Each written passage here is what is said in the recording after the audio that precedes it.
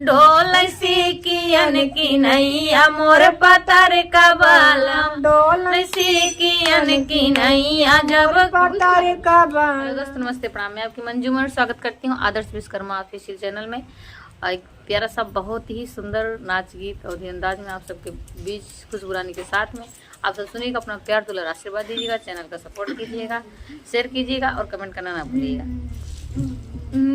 एक गीत पवन Taneja official channel पे music के साथ मैं ही गाई हूँ। अगर सुनना चाहते हैं तो उस चैनल पे भी जाइएगा, विजिट करिएगा, चैनल को सब्सक्राइब कीजिएगा। पवन तनेजा।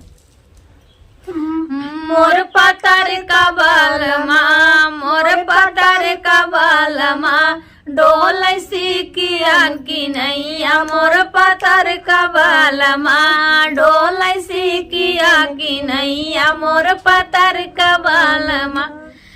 जब हम गाइली बियाहवा की दैया, जब हम गाइली बियाहवा की दैया मोर पतर कबालमा, मोर पवर कबालमा, मान लड़कवन की नैया मोर पतर कबालमा, मान लड़कवन की नैया मोर सवर कबालमा, ढोल सीकियन की नैया मोर पतर कबालमा, ढोल सीकियन की नैया जब पतर कबालमा।